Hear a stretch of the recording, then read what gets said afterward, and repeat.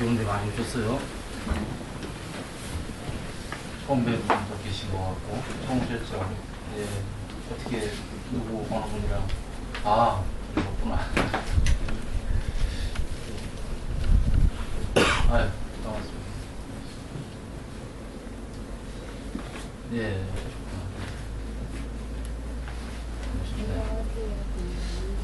잘 지냈어요? 네? 잘 지내셨어요? 네.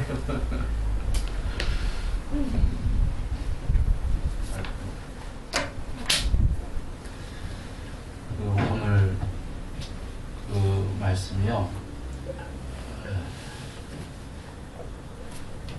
감사합니다.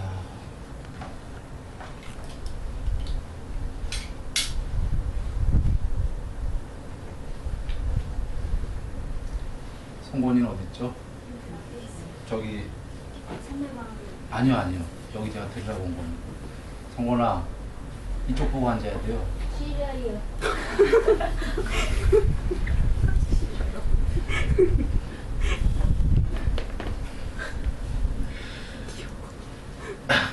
있는 것도 강제로 있는 건.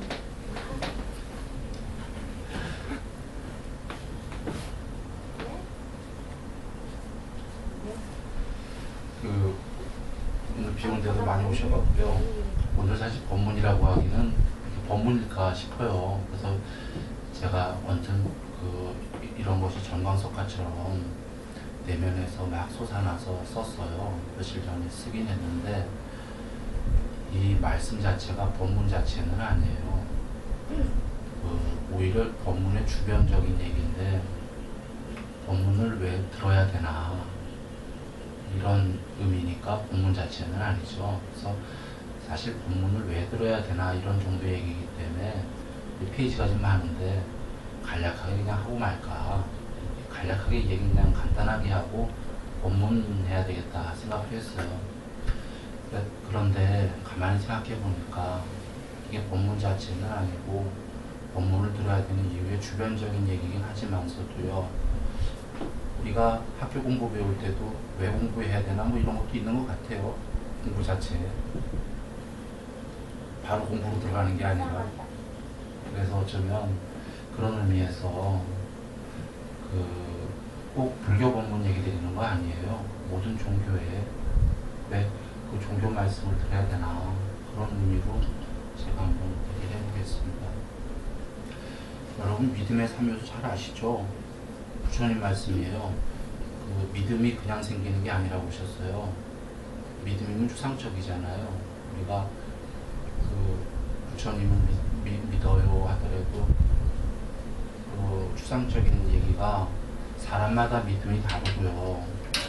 각각의 종교에 그 믿음을 부처님을 더 믿고 싶어도 마음에서 우러나지가 않으면 더 믿어지는 게 아니잖아요. 그래서 어떤 분은 5% 믿기도 하고 어떤 분은 10% 믿기도 하고 이런 거잖아요. 물론 부처님을 온전히 믿을 수 있다면 그거야말로 최고 아니겠어요? 순복이니까. 힌두교에서도 순복 이런 얘기 많이 하잖아요. 근데 우리가 순복하자 해도 어떻게 순복해야 되는지 잘 모르지 않습니까? 각각의 종교에서는 그 종교의 공복자를 믿는 게 제일 중요해요. 100%. 그래서 믿음의 3요소는 여러분 잘 아시다시피 법문 듣기를 즐거이 한다. 그 계목을 잘 지키는 도반들을 늘 가까이서 보기를 원한다. 그 다음에 세 번째가 아낌없이 보시한다.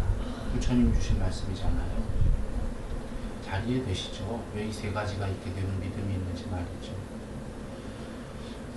이 세 가지를 실행을 하게 되면은 믿음은 저절로 생겨요. 꼭 해보세요. 제가 성공리까지 데려온 적도 있는데 모든 종교는 실천이잖아요. 그런데 실천인데 아마 하다가 하기 싫을 때가 있을 거예요. 아마 왜 보시해야 되는지 의문스럽고, 재물 보시하려고 그러면 아깝고, 행보시하려고 그러면 왜 나만 행보시해야 돼? 손해보는 것 같고, 뭐 그럴 수 있을 텐데 해보면 알게 되는 거예요. 이 세 가지를 하게 되면은 그 믿음이 생기고, 믿음을 조건으로 환이라고 부처님이 하신 것이 기쁨이 샘솟을 수밖에 없어요. 근데 사실은 이 세 가지를 안 하는 이유가 긴가민가 하잖아요. 그게 벌써 믿음이 없다는 얘기예요. 그래서 믿음의 3요소이기도 해요. 믿음을 갖고 해보면 알 것이다가 해보면은 믿음이 생겨요. 기쁨이 샘솟고. 다만 이제 어거지로 하면 안 되겠죠. 그런 의미에서 여기 지금 본문 듣기를 즐거이 한다는데 여러분 귀하게 오신 거예요. 이렇게 시간을 내서 비가 추적추적 오는데 말이죠. 그래서 그 참으로 귀한 시간을 낸 건데 부처님께서요 나를 보려면 나를 볼 수 없다고 하셨죠. 금강경에서 그 모습으로 나를 구하거나 음성으로 구하는 자는 삿된 자이다. 나를 볼 수 없다. 이유는 부처님께서 형체가 없으시기 때문이에요. 형체 없이 계신 거죠. 아무것도 없다는 아닙니다. 실견실지라고 해서 다 보고 다 하신다. 형체가 없으셔야지만 전체에 거하실 수가 있거든요. 우주 너머까지. 그러니 모습으로 볼 수가 없죠. 그래서 부처님께서 굳이 나를 보려면 법으로 몸을 삼았으니까 법으로 나를 보아라 그러셨어요. 법으로 나를 보아라. 이 말씀은 조금만 비약시키면 법이 나다. 물론 법이 부처님은 아니십니다. 그런데 법으로 나를 봐라 그러셨으니까 조금만 비약하게 되면 다른 방도로는 볼 방도가 없으니까요. 부처님을 뵈려면 법으로만 뵈야 돼요. 살아계실 때는 그 제자님들은 행복했죠. 몸으로도 보실 수가 있었으니까. 비록 몸이 부처님은 아니셨지만 그 당시에도. 그런데 저희는 몸으로도 뵐 수 없잖아요 지금. 그래서 부처님께서 나는 법으로 몸을 삼았다. 그러니 우리가 지금 부처님을 뵙고 싶어요. 뵈야 믿죠. 그런데 뵐 방도가 없어요. 법으로 뵙는 겁니다. 즉 믿음의 3요소인 첫 번째 본문 듣기를 즐거이 하라가 부처님 뵙는 거예요. 부처님 뵙는 겁니다. 그래 기독교에도 안식일인가 일주일에 한 번씩은 아무 일 하지 말고 하나님께만 나가라 해서 교회 나가는 거잖아요. 일리가 아주 많은 거예요. 기독교에도 하나님께서도 나는 로고스다, 말씀이다라고 하시는 거예요. 말씀으로만 볼 수 있단 말이에요. 그러니 말씀 들으러 나가야죠. 일주일에 한 번. 그 일주일에 한 번은 만일 제끼고요. 각각의 종교의 그 본문을 들으러 가야 돼요. 그것이 부처님을 뵈러 가는 길이기 때문에. 그래서 부처님을 안 뵈면서 부처님이 가르쳐 주신 길을 쫓는다라는 게 이치에 맞지 않아요. 성설이죠. 그래서 늘 법문 듣는 것을 가까이 하고 이렇게 귀하게 여러분 정말 부처님 뵈러 오신 거예요. 그러시고 일주일에 한 번이 아닐 때에는 집에서 초기 경전을 매일 조금씩이라도 보신다면 매일 부처님 뵙는 거예요. 그 가피는 말할 수가 없는 겁니다. 그래서 범연한 일을 매일 뵙기를 저는 권해요. 조금씩이라도. 실제로 경을 매일 조금씩이라도 부처님 뵙면은 삶이 편안해지잖아요. 우리는 지금 개체가 할 수 있는 게 없어요. 우리가 개정에 닦지만 그건 우리의 노력이긴 한데 열애가 안 계시면 개정에 닦는다고 그래야 무소용이에요. 열애에 의해서 깨달아진다라고 경에 계시듯이 개체가 할 수 있는 게 없다예요. 작은 시련 하나 와도 개체들은 갈대처럼 흔들리는 겁니다. 힘든 거예요. 그리고 그 작은 즐거움들이 아니라 물건 사서 생기는 이런 즐거움들이 아니라 그 즐거움들을 넘는 감동을 넘는 환희를 넘는 그 이상의 지복들은 세상에서는 구할 수가 없는 거예요. 그것은 믿음으로부터 생기는 겁니다. 개정회를 닦을 때도 왜 믿음이 먼저냐면 개정에 오랜 세월 닦으면서 훌륭한 건데 지난한 길을 가는데 믿음이 선행된 사람들은 개정에가 빨라져요.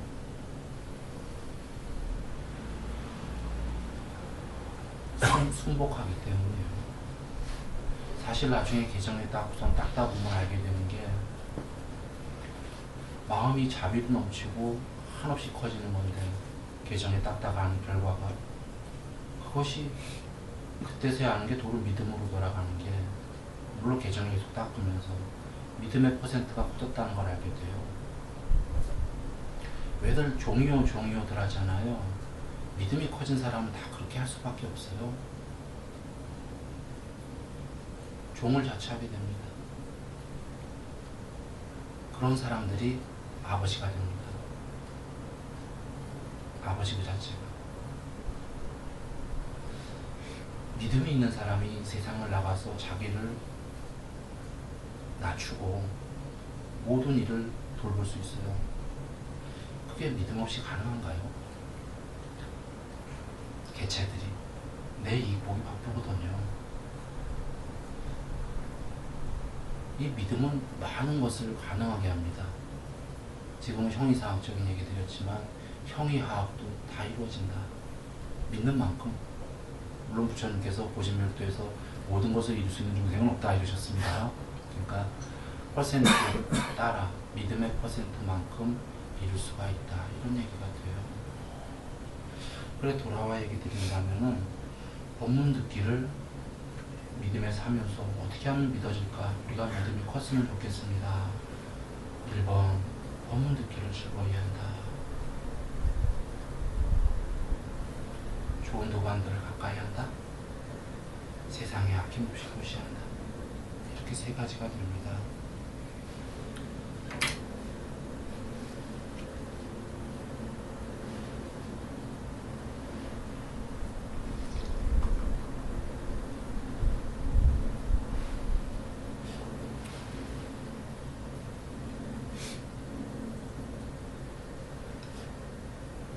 그 도반은요, 아버지를 섬기는 자녀와 형제와 같습니다.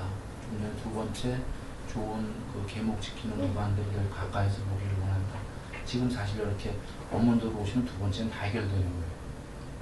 좋은 도반들이 옆에 다 계시잖아요. 네. 그 자녀와 형제와 같아요. 그래서 형제 중에는 아버지를 믿는 형제도 있고 아버지를 믿지 않는 탕아도 있잖아요. 그 형제와 자녀 중에 그 중에 아버지를 믿는 형제들과 어울려야 돼요. 처음에 그 아버지를 믿지 않고 왜곡하는 탕아적인 형제들과 어울리게 되면은 아버지를 비난하게 돼요. 어느 날 처음에는 그냥 말만 안 듣고 이렇게 겉돌다가 결국은 그런가요? 말만 안 듣는 게 아니라 아버지를 비난하는 사건까지가 벌어집니다. 아버지를 비난하게 되면 그거는 큰일 나죠. 경전에 계시지만 아버지를 안 믿을 망정 비난을 하면 안 돼요. 비난하면 아주 큰 죄입니다. 그 비난하면 아버지한테 그 사람의 자녀라면 돌아가기가 쉽지가 않듯이 비난하면 불법 만나기가 어려워요. 다음 생에, 여러 생에. 그래서 그 좋은 형제들과 그 처음에 좋은 자녀들과 이렇게 어울려서 아버지가 올바로 가르쳐 주시는 그 말씀을 잘 쫓게끔, 그리고 좋은 형제들을 보니까 나도 간혹 아버지 말 안 듣고 절로 도망가고 싶은데 여기 우리 형제들은 잘 아버지 말씀을 쫓는구나. 나도 아버지 말씀을 잘 들어야지 라고 좋은 도반들이랑 같이 있는 게 참으로 중요합니다. 물든다 이런 얘기 하잖아요. 그리고 아낌없이 보시한다가 세 번째인데, 위로는 아버지께는 공양을 올리고 옆으로는 형제 자매들께, 자녀들에게 나눔의 보시를 하고, 드디어 보시가 이제 밑으로는, 아래로는 아까 탕아들, 아버지 말씀 안 듣는 자녀들까지에게도 베푸는 보시를 하게 되는 겁니다. 아까 좋은 도반이랑 가까이 한다 해서는 탕아들이랑 어울리면 안 되죠. 좋은 도반이랑 어울려야 되는데 보시할 때에는 악한 사람, 착한 사람 이렇게 보고 보시하면 안 돼요. 착하던 악하던 탕하던 아니던 법을 펼칠 때도 법 보시하는데 나쁜 사람에게는 법을 펼치지 말자 이러지 않을 거잖아요. 오히려 안 착한 사람들에게 법을 잘 펼쳐야지. 이런 것처럼 우리 모두가 그 나눔, 베품 보시할 때 그때는 이제 아낌없이 따라는 게 그 사람 상에 변연하지 않고 저 사람이 착한지 나쁜지 이런 거 여기지 않고 아낌없이 돕는 겁니다. 이런 세 가지인데요. 그 혹시라도 어떤 분은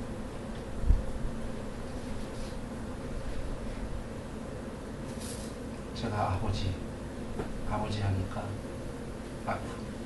좀 너무하지 않았냐. 우리도 모두 불성이 있다고 배웠는데 부처님을 아버지에 비유하는 것은 너무 오버하는 거 아닌가. 우리도 불성이면 우리 자신도 아버지 그 자체인데 라고 생각할지도 모릅니다. 그러나 한번 우리에게 자문을 해보면 돼요. 우린 괴로운가? 현재 괴롭습니다. 아버지 부처님께서 괴로울 리가 없으시죠. 해탈하셨기 때문에. 우리는 부처님처럼 해탈한 게 아니라 아버지가 아니라 자녀인 거예요. 현재 불자라는 단어가 얘기하듯이 부처님의 자녀들입니다. 모든 종교가 아들로 시작하는 이유가 그거예요. 불성의 씨앗이 있죠. 우리가 분명히 불성이 될 겁니다. 개정회를 닦으면 언젠가는 부처님처럼 될 겁니다. 그러나 자녀들이 자라야지 아버지가 되는 거거든요. 아직 자라지 못했을 때는 자녀인 게 맞아요. 그리고 충실한 자녀는 앞서서 얘기드렸다시피 종을 자처하게 돼요. 종을 자처해서 아버지의 종처럼 스스로 여겨집니다. 그랬을 때 그 자녀가 머지않아 그 자녀는 커서 분명히 아버지가 돼요. 종을 자처한 자녀는. 그러나 종을 자처하지 않고 외돌고 탕화적으로 이 자녀들은 커도 몸만 큰 거지 여전히 그 친구들은 자녀인 거예요. 아직도 몸이 커서 어른이 돼도 아버지가 되는 일은 없다. 이렇게 되는 겁니다. 그래서 우리가 불성이 있어도 지금 자녀이지 아까 우리에게 불성이 있다는데 우리도 그러면 아버지인데 라고 하는 사람들도 있는데 그런 사람들은 불행하게도 불쌍하게도 영원히 깨달을 방법이 없어요. 그 자체가 교만이기 때문에 자아의 개체의 아만이거든요. 어찌 그가 부처님처럼 될 수가 있겠습니까? 그는 스스로에게 아까도 얘기했지만 자문을 해봐야 돼요. 내가 불쌍한데 왜 괴로운가? 괴롭다고 말이죠. 나는 부처님이 아니다. 이 안에 불성이 있다라고 부처님께서 말씀을 해주셨다. 그러나 나는 개체고 괴롭다. 자녀로서 종으로서 나는 순복을 해야 되겠다. 그리고 아버지 말씀대로 열심히 쫓아서 계정의 8점도 닦아야겠다. 그렇게 해갔을 때 그 종이 자녀가 점점 아버지가 돼가는 겁니다.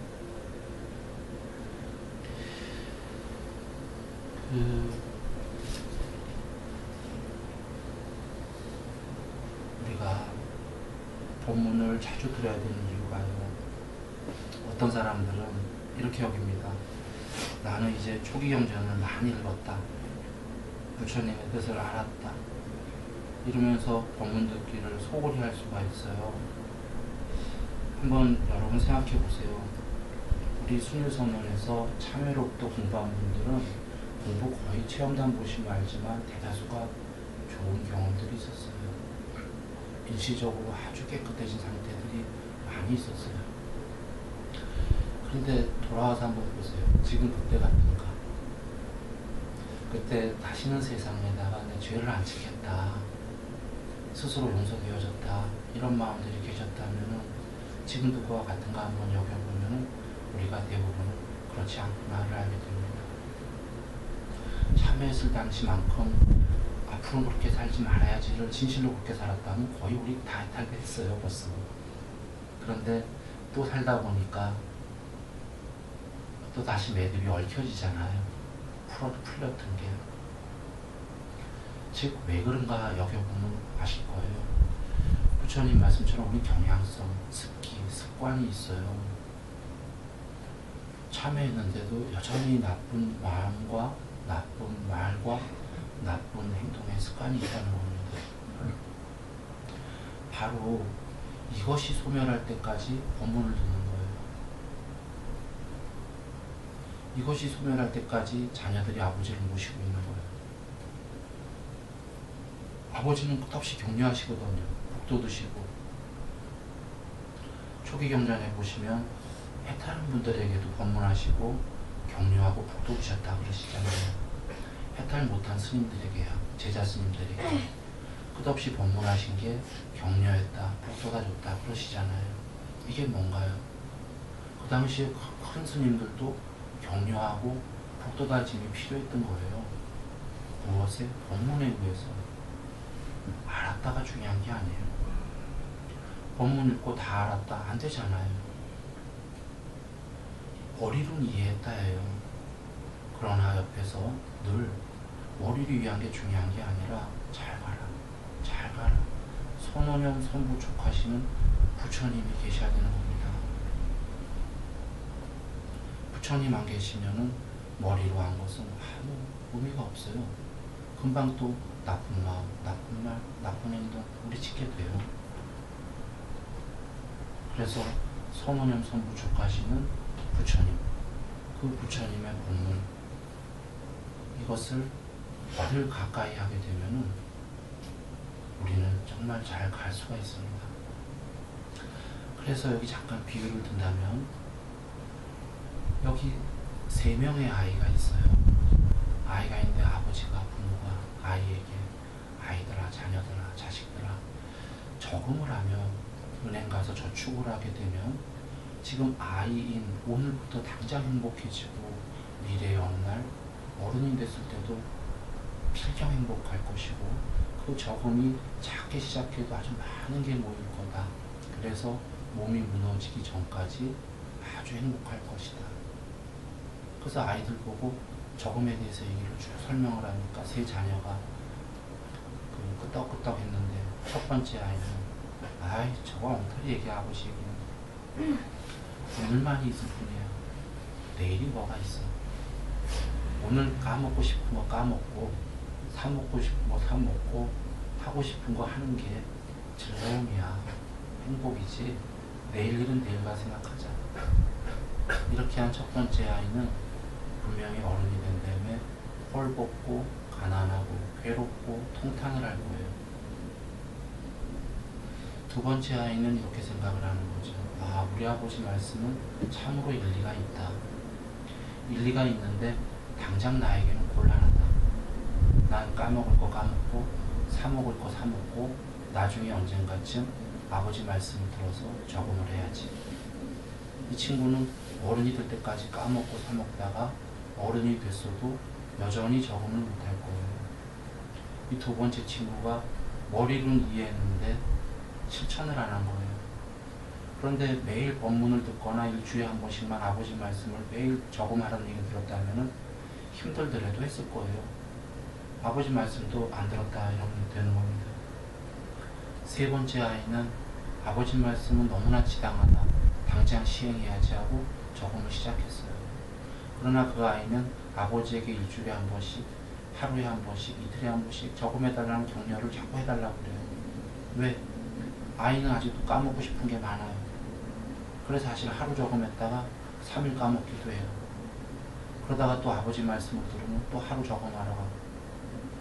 왜냐하면 아직은 아이다 보니까 그 유혹을 참기가 쉽지가 않아요. 맛있는 과자, 맛있는 사탕. 그런데 계속 아버지의 격려, 복도다지는 아버지의 말씀을 듣고 아버지가 가지가지로 여러 가지로 비유를 주시는 거예요. 저금의 좋은 점을 한두 가지가 아니라 매번 들을 때마다 다른 말씀으로 그래서 그 아이는 그 격려에 의해서 까먹다가도 나쁜 말과 나쁜 행동, 나쁜 마음을 갖다가도 또 덜어 저금하고 이러다가 어른쯤 되니까 습관이 붙어서 매일 저금하기 시작하는 그런 비유입니다. 매일 스스로가 됐을 때 그 아이는 이제 어른이 됐을 때 알죠. 나는 더 이상 아버지의 격려와 부뚜뜸이 없어도 나 스스로가 이제 이것이 됐다. 그때까지는 법문이 부처님의 말씀이 부처님께서가 계속 우리에게 목도듬이 있어야 됩니다. 그런 의미로 여러분 놓치지 말고 법문을 가까이 해야 돼요. 한번 제 얘기 때문이 아니라 잘 여겨보세요. 우리 생활을. 법문 간혹 한동안 놓쳐버리면 어찌되든가 보시면 됩니다. 삶 자체가. 여기 그 의문의 다리를 건넜던 사람들이 많이 있었어요. 경전 말씀에 의해서 의문의 다리를 건넜다. 의문의 다리를 건넜다면 필경 수다원인데 그와 같다면 지금 더 발전돼 있어야 되잖아요. 그러나 스스로들 의문의 다리를 건넜던 분들이 여기 계신 분들이 스스로들 돌아보세요. 지금 거기서 얼마나 더 발전을 했는가 혹은 퇴보를 했는가. 의문의 다리를 건너서 다시 이렇게 살지 않겠다라고 했는데 그렇게 살고 있습니다. 그래서 와 나는 왜 이렇게 참 이럴까? 너무 자책하지 마십시오. 나쁜 마음과 말과 행동의 습관이 있기 때문이에요. 의문의 다리를 건넌 것보다 더 큰 스님들이 그 당시에 부처님께 계속 법문을 구하고 격려받고 복도했던 이유가 수다원보다 더 높은 분들이 이 길은 끝판에 해탈에 이를 때까지 계속 여러분 법문에 의해서 복도다지고 격려받아야 됩니다. 그것이 금강경의 선운영, 선부촉이에요. 안에서 사티를 부처님께서 잘 보호하시고 잘 가라, 잘 가라, 잘 가라 늘 당부하고 계시는 거예요. 부모님 한번 돌아보세요. 여러분 우리 부모님들 안 그러셨나요? 글쎄 대부분의 부모님은 좀 그럴 거라고 봅니다. 뭐 더러치지고 목도려도 그 안에 마음에서는 잘 가라, 잘 가라 그 음덕이 있는 거예요. 우리 어머니께서는 저를, 우리 어머니는 장로교예요. 저를 늘상 기도했습니다. 그 저만이 아니라 모든 자녀들, 자식들에서 정말 늘상 기도했어요. 그 음덕이, 공덕이 저는 큰 걸로 알고 있습니다. 실제로.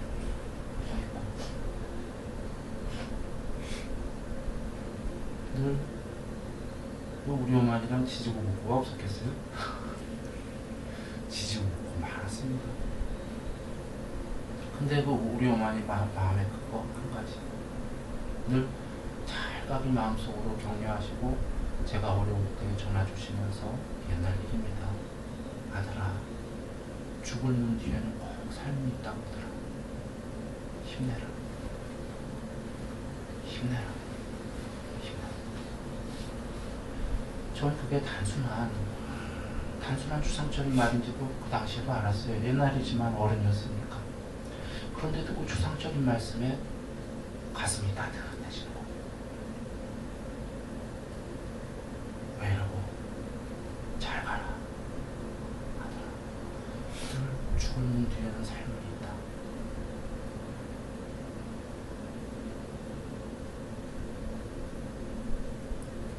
그 우리 어머님의 그 격려에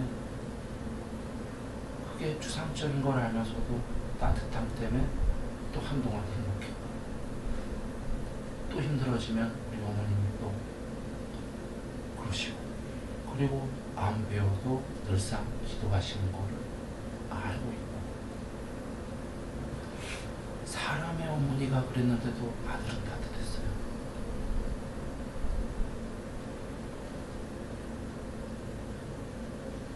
부처님께서는 사람이 아니십니다. 부처님 아버지의 공로에서는 여러분이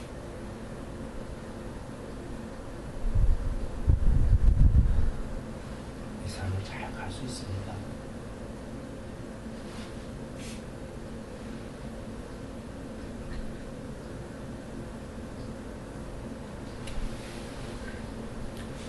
당시에 부처님 당시에 여러분 초기경전 다 아시죠?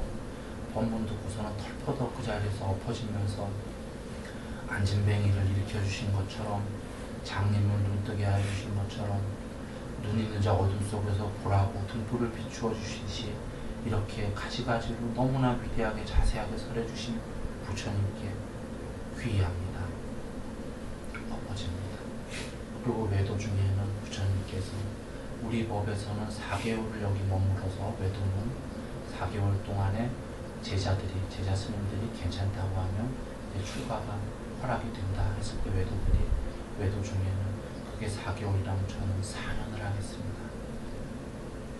이게 종의 자세입니다. 다른 이들이 4개월을 해서 출가한다면 저는 4년을 검증받겠습니다. 부처님. 이러고 탈거다. 그리고 벌써 이들은 그 자리에서 수다원이었던 거예요. 참으로 위대한 제자들이었는데 그런 제자들도 부처님 곁에서 4년 이상을 그 복도 다지고 격려 받아지고 부처님 곁에서 계속 이렇게 해갖고서는 그 길을 해탈에 이르게 되는 겁니다.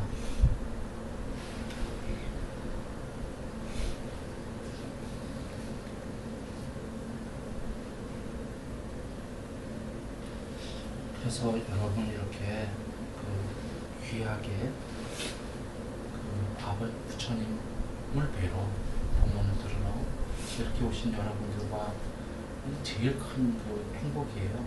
기쁨이고 두 번째로는 그 법문을 동영상으로 들으시는 분들 계시죠. 그분들도 참으로 훌륭한 겁니다.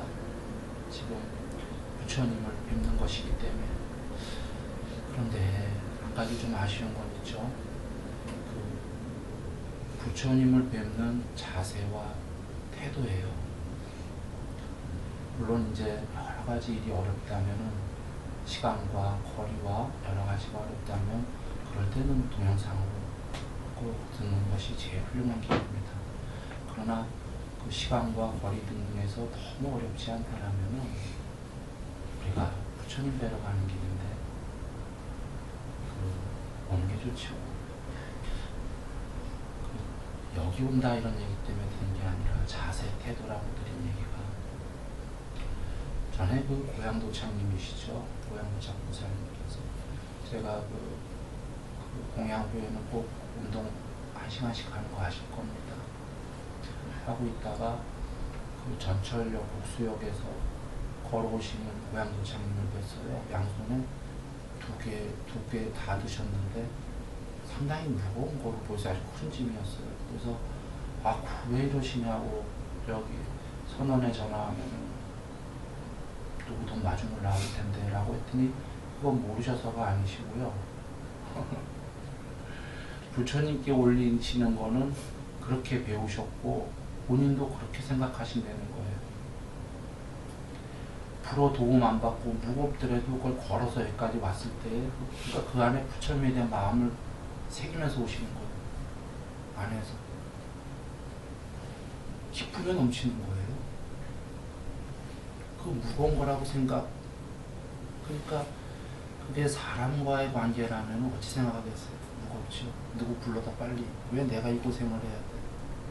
그런데 부처님과의 관계 설정이 되니까 이게 무겁죠. 당연히 관계 설정을 해도 이게 가벼워질 리는 없어요. 그러나 부처님께 올리는 거니까 내가 이 고생을 하고 가야 된다라는 생각을 하는 거예요. 이게 순복입니다.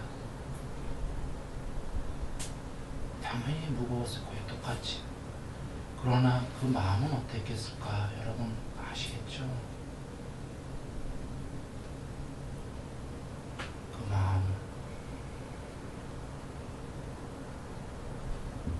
그래서 저는 그때 전화를 안 했습니다. 일부러. 그리고 계속 그 산책을 했습니다. 보행을 했습니다. 그 마음을 알았기 때문이거든요. 그분이 진정한 부처님의 자녀입니다.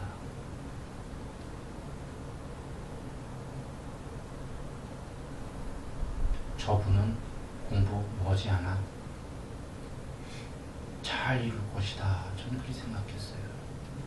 왜냐하면 믿음을 보았기 때문입니다.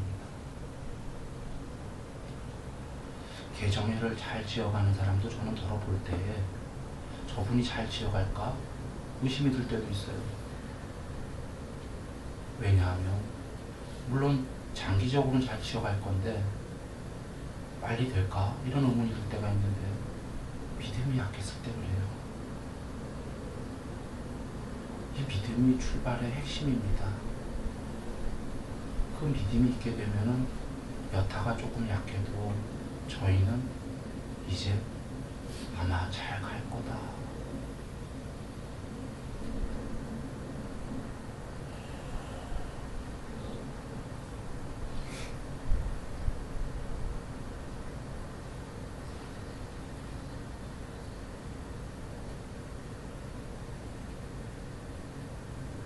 그리고 이런 거 저런 거 떠나서 아까 고향을 잡고 살는 마음이 얼마나 기뻤겠어요. 그 믿음이 있게 되면은 실제로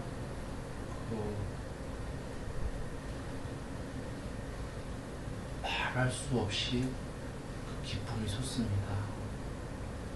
그런데 그 믿음을 갖출 때 아까 세 가지 요소 중에 법문 들을 때에는 두 가지 종류의 사람들이 있어요. 하나는 잘 들으려고 하는 분이고 하나는 들으면서 의심하는 경우예요. 의심은 해 마땅한데 들을 때 하는 게 아니에요. 부처님께서 그러셨죠. 잘 듣고 숲에 가서 사유해 보아라. 물론 그때 의심하는 거예요. 들을 때 의심하면 공문 자체가 안 들려요. 그래서 일단 다 수용해 놓고 그걸 백면 그대로 믿으라는 얘기가 아닙니다. 숲에 가서 맞는지 틀린지가 홀로 모여 있을 때 사유를 해갖고 그 이치에 맞는 것을 받아들여야 되는 거죠. 좋은 도반들을 계목시키는 도반들을 가까이 하라 할 때 여러분 그 도반은 해탈한 분이 아니에요. 계목을 잘 지키려고 노력하는 도반이지 여전히 계목을 못 지킬 수 있어요. 그 못 지키는 면을 보는 거 아닙니다. 그 사람 해탈 못한 거 당연하잖아요. 잘 지키는 면을 보고 배우려고 하는 거죠. 못 지키는 면은 반면 교사로 삼아야 돼요. 비난의 거리를 삼아서가 아니라 아낌없이 보시한다. 재물 보시라면 재물 보시할 때 아까워 이렇게 보시하면 기쁨이 없습니다. 차라리 아깝다고 생각하면 작게 나에게 크게 필요 없는 거라고서 아까워하지 말아야 돼요. 마음속에서 흔쾌히 재물 보시라면서 저 사람이 잘 되기를 행보시하면서 이거 내가 왜 하지? 왜 나만 손해야? 그런 행보시하면 참 곤란합니다. 그렇게 해도 공덕이 있습니다. 제가 지금 어떻게 해야지 믿음의 기쁨이 솟나 얘기 드리는 겁니다. 그러나 행보시할 때 정말 그 행보시를 받는 상대들이 잘 되기를 제사 보시할 때 조상에게 제사한다면 형식적으로 상차는 놓고서는 1년에 몇 번 하는 거니까 절 받으십시오. 이렇게 해서야 되겠습니까? 아버지, 돌아가신 아버지라면 우리 참여하듯이 돌아보고 아버지가 감사하게 했던 것, 저에게 너무나 고맙게 해주셨던 것 떠올리면서 제사날 아버지 감사합니다.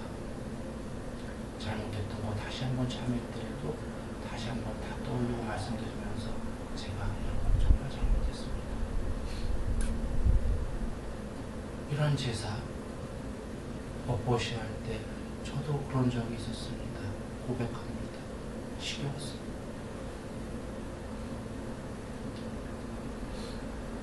그 법문하는 게 지겨웠어요. 도살장 끌려오는 기분이었어요.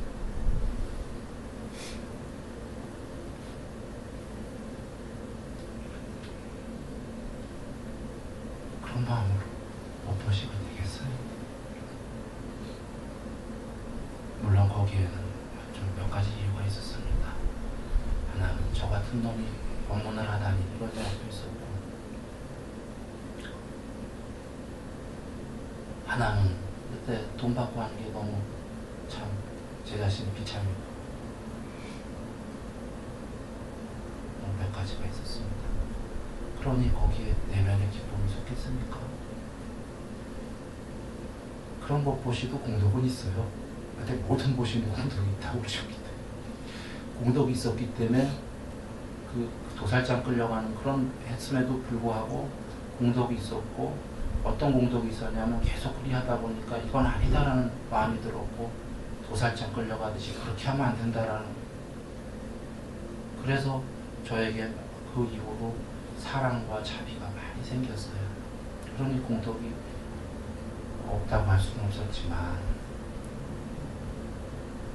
지금 제 마음은 참으로 아주 이제 너무 행복하거든요. 그거 왜냐하면 법보시는 법을 듣는 사람, 모든 사람들에게 정말 평안이 있기를, 모든 존재가 괴롭지 않기를, 행복하기를, 이런 마음으로 법을 보셔야 되는 겁니다. 그래서 아까 왜 어떤 사람들은 내가 보시하는데 큰 기쁨이 없지? 라고 한다면, 지금 보시는 이런 자세로 해야 돼요. 이렇게 해서 본문 듣기를 아까 즐거이하는 의문, 의심 들으면서 하는 게 아니라 나가서 혼자 조용할 때 의문하고, 그리고 좋은 도반들의 좋은 점을 배우지 나쁜 점을 비난거리로가 아니라 나에겐 저런 면이 더 많다라는 반면교사를 삼고,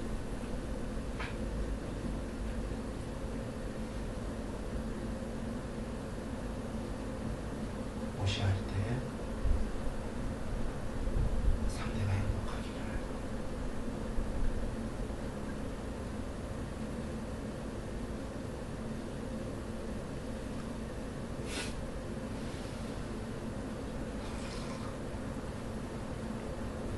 이렇게 하면은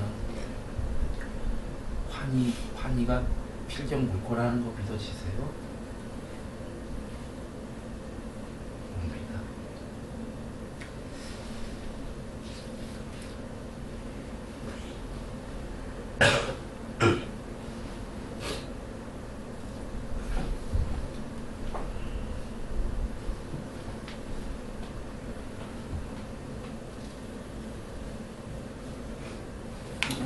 아까 얘기 중에 빼먹은 게 있네요.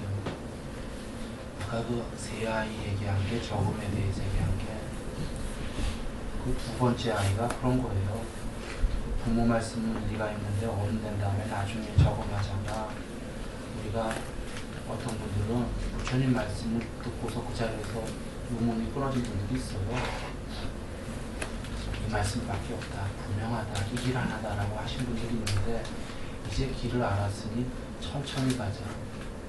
아직은 내가 사회에서 할 일이 많으니까 나중쯤에 하고, 우리 자녀들도 내가 언젠가는 이 한길을 알았으니까 가르쳐주면은 그때 공부해도 될 거야 라고 믿는다면 늦다, 그런 얘기하는 거예요. 머리로 한 게 중요하지가 않기 때문에, 아까 어른 된 다음에 저금하게 다 까먹고서는 사탕 사먹고요, 이게 안 될 거라는 거 이해되시죠? 나 이제 한길을 알았어요, 나중에 할 거예요, 이거 안 됩니다.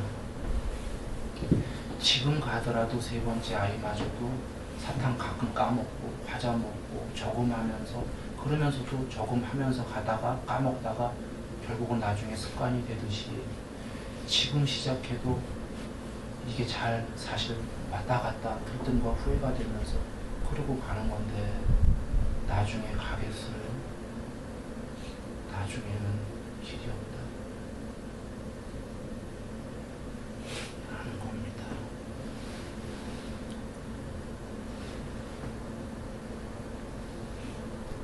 그래서 아까 세 아이는 머리로 한 것, 실천하는 것, 종래에 되어진 것, 이렇게 얘기 드린 겁니다. 머리로 알았으면 실천을 해야 되고, 실천을 하는 만큼 되어져 가는 겁니다.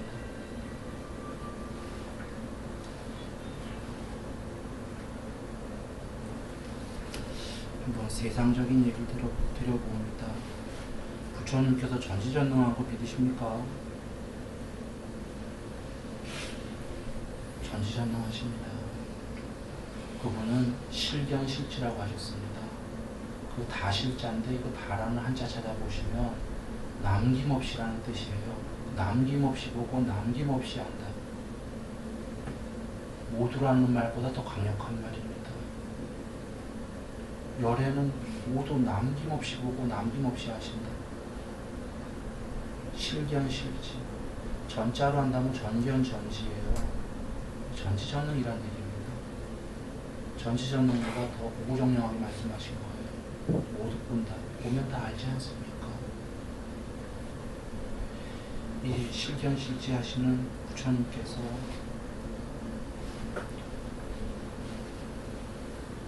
우리가 어떠한 재난이 오게 되면은 그 재난들을 피하고자 또는 행복을 기원하지, 위험은 피하길 원하고 행복은 갖추어지기를 우리가 기도합니다. 많이들 부처님께 기원하면 이루어집니다.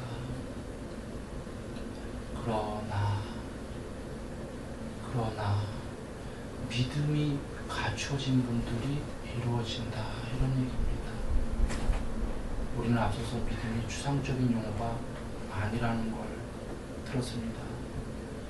한번 여겨보세요. 법문을 듣고 부처님 말씀을 듣고 부처님이 하라는 대로 실천을 하고 좋은 도반들을 만나고 부처님이 하라고 하시는 대로 세상을 돕고 고시해서 그 자녀 아버지 보기에 어찌 이쁘지 않겠습니까?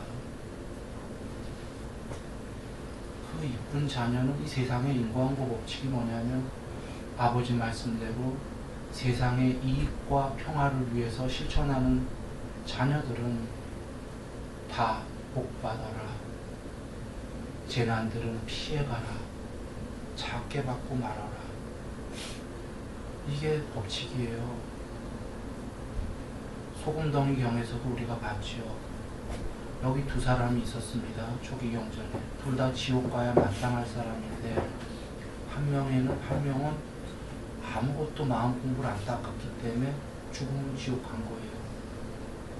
한 명은 지옥 갈 자였는데 개정애를 닦아서 마음이 강과 강처럼 넓어져 갖고 작게 지옥 갈 걸 작게 맞고 작게 맞고 말았어요. 받긴 받습니다.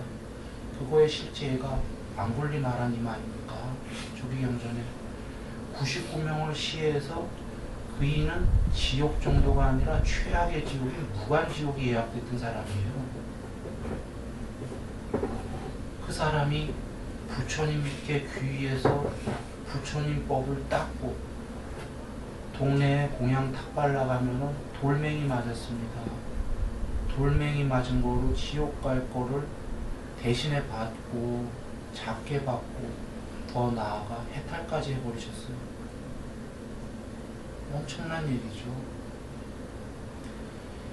이 얘기는 부처님을 믿고 그 말씀을 실천하고 쫓게 되면은 재난은 작아진다. 지옥 갈 걸 돌멩이 맞고 말았잖아요. 거꾸로 얘기한다면 복은 여겨보십시오. 운명적으로 여기 똑같이 복을 요번 생에 요만큼만 받아라. 전생에 원인에 의해서 이런 두 사람이 왔는데 한 명은 부처님 말씀을 안 쫓아요. 그러면 전생에 원인 지은 만큼만 응모를 받을 거예요. 한 명은 부처님에 대한 믿음을 갖고 말씀을 쫓아요. 그이는 아까 지옥 갈 걸 돌멩이 맞듯이 요번에 빵 하나가 생길 응보였다면 빵이 1000개가 생길 겁니다.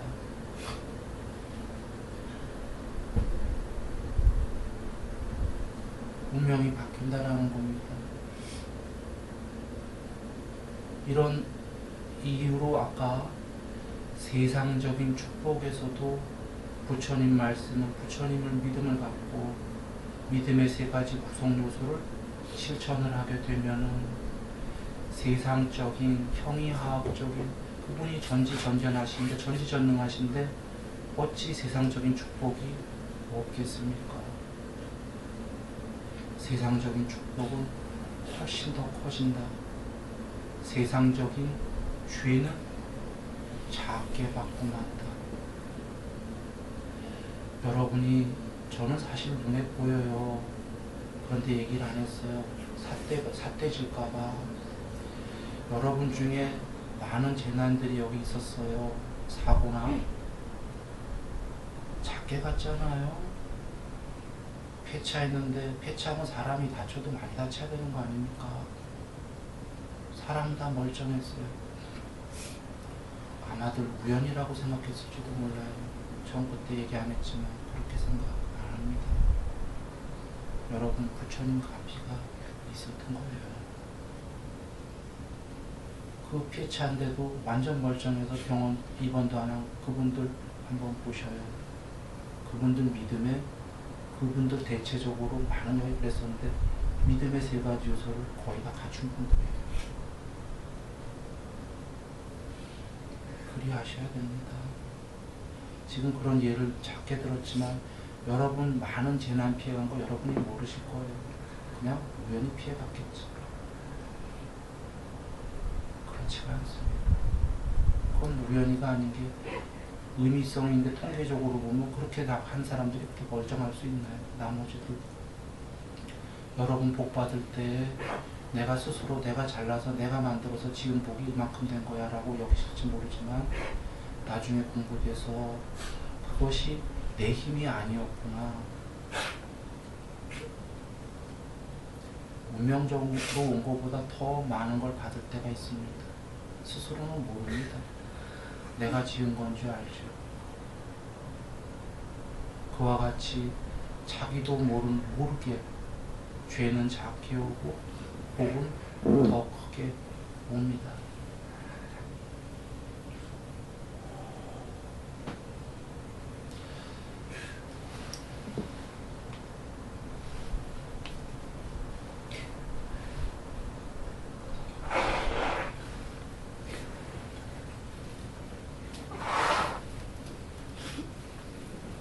지금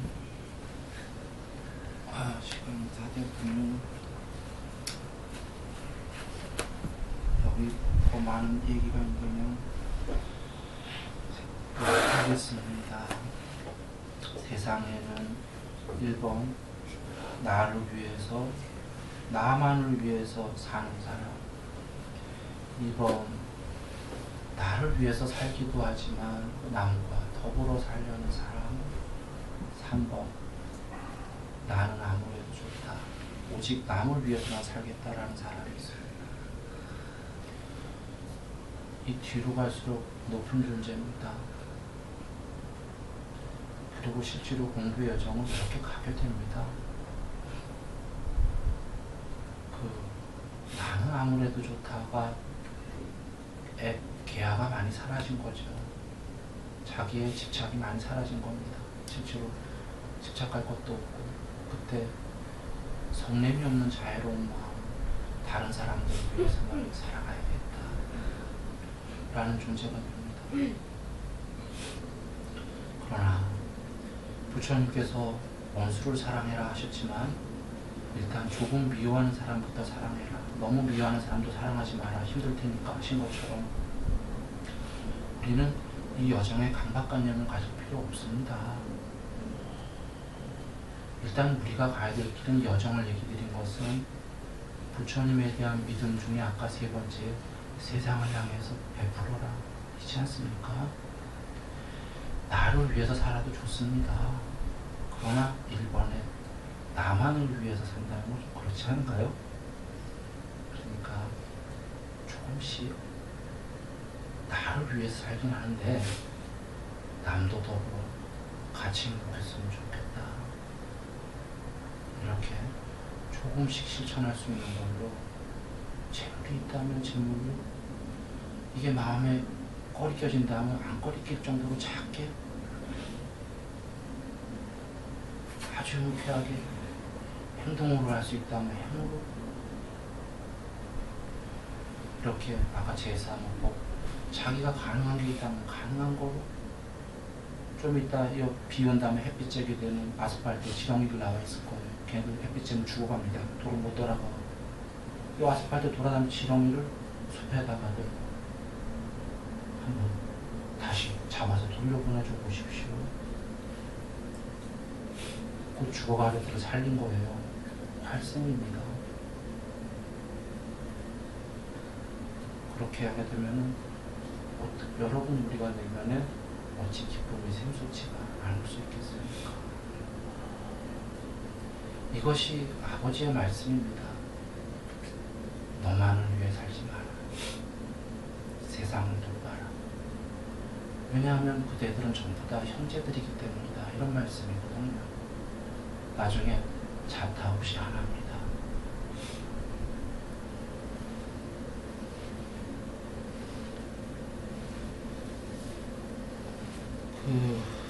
부처님 말씀 우리가 믿음을 조건으로 환희가 믿음의 아까 세 가지 구성 요소를 하게 되면 여러분 환희가 올 거다라는 거 다 믿는다고 그러셨죠. 이것은 내면의 행복인 환희고 더불어 아까 세상적인 축복 있다고 얘기 드렸습니다. 형이하학적인 축복, 형이상학적인 축복 다 있는 거죠. 이 삶이 마땅하지 않겠어요? 세상적인 축복만 있으면 참 그것도 불행한 거예요. 100년 안팎 삶인데 아무것도 가져갈 수 없습니다.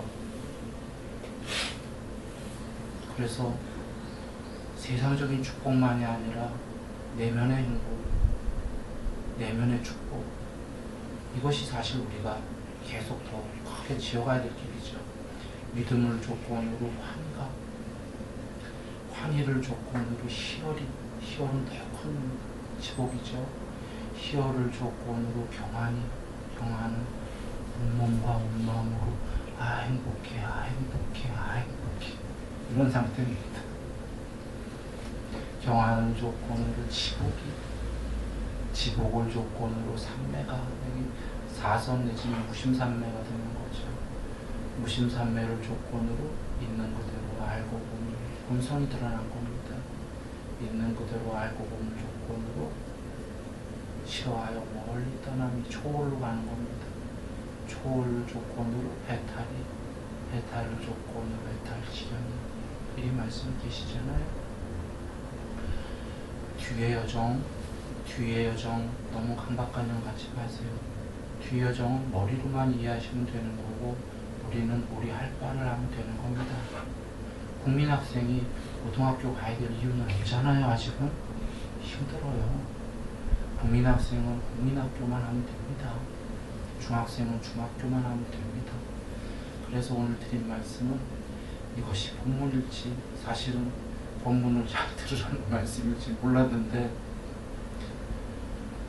믿음의 세 가지 구성 요소 드린 이유가 우리의 지금 할 바는 그 무엇보다도 우리 삶에 다 잘 지어가고 있습니다. 삶에 잘 되시고 그러나 한번 다시 되돌아가서 본래로 돌아가서 우리의 할 바는 무엇일까? 믿음이다. 본문 듣기를 더 기뻐해야 되겠다. 좋은 도반들 더 가까이 해야 되겠다. 어떠한 형태로건 나는 세상에 보시를 해야겠다. 일주일에 한 번이라도 하루에 한 번씩 할 수 있다면 하루에 일보시 세상을 향해서 하루에 한 번만 선행을 할 수 있다면 그이는 하루에 한 번씩 한다면 그이는 높은 존재입니다. 높은 존재일 수밖에 없습니다. 그이는 곧 알게 됩니다. 아까 세 번째 여정인 나는 아무래도 좋다. 모든 이가 행복하기를. 그것은 믿음의 세 가지로부터 나옵니다. 구성 요소로부터. 그래서 계신 거 아는데 한 번 더 믿음의 구성 요소인 세 가지 믿음으로 우리 한번 다시 한번 돌아가서 사유해 보지요 하고 실천해 보지요? 라는 의미로 말씀드렸습니다.